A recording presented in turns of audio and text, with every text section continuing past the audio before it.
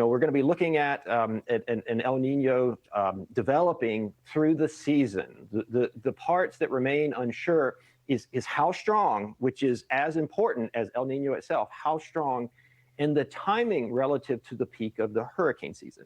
So if El Nino develops early in the season and is strong, that's going to exert a little bit of a suppression on the Atlantic hurricane season and an enhancement of the East Pacific and Central Pacific hurricane season.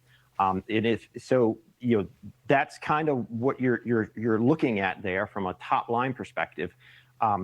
What does that mean for you, the individual? I can go ahead and tell you, I've already pulled my generator out of my garage and tested it. And I mean, think about the position I have and what that means for all of you watching. If I've already started preparing for the Atlantic hurricane season, regardless of El Nino or no El Nino, what does that really tell you? For all practical purposes, the seasonal forecast doesn't tell you if you, the individual, are going to be impacted by a hurricane. It does not answer that question. It just doesn't.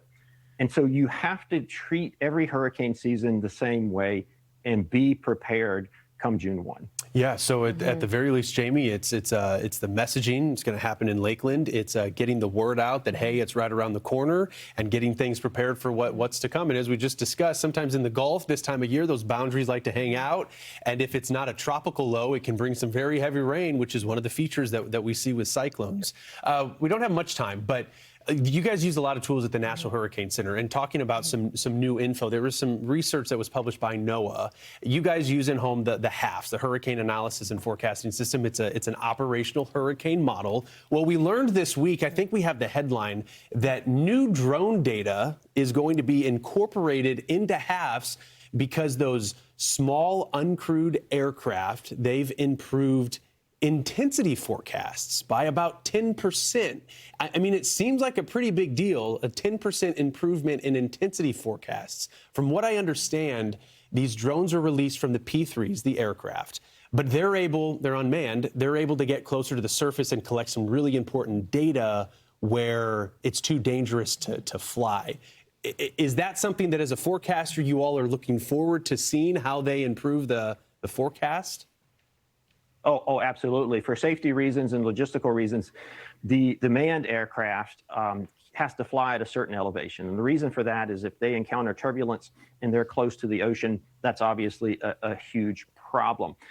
So what the drones allow you to do is to get direct instrumented readouts of what's happening at the layers of the hurricane closest to the surface. Not only is that critical from a scientific and predictability aspect with the modeling improvements that you noted, but that's where all of us live, right? You think about it, the airplanes at 10,000 feet, the user experience, or what happens on land when a hurricane encounters communities, is the surface.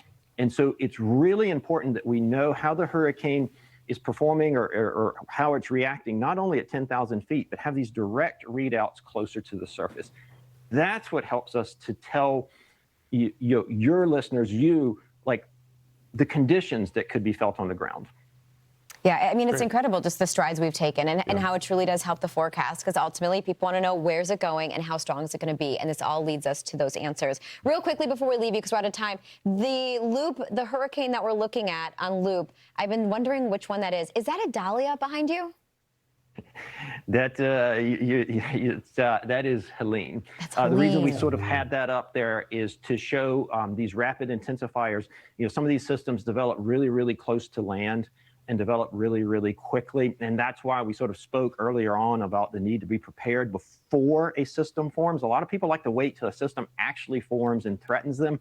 And in these cases of these rapid intensifiers, like the one behind me, you might not have a ton of time, and then you might be fighting long lines and the other procrastinators out there. So just go ahead and do it now. Get your supplies ready, get situated now, and then you don't have to go fight those long lines. I mean, pretty much all of the Florida Peninsula was impacted by Helene. But the Big Bend recently has been a magnet. Dahlia was another one. Hurricanes, yeah. Both major hurricanes. Okay, well, we appreciate you taking some time with us. You're becoming a regular here on Command. Deputy Director Jamie Rhome with the National Hurricane Center, thank you.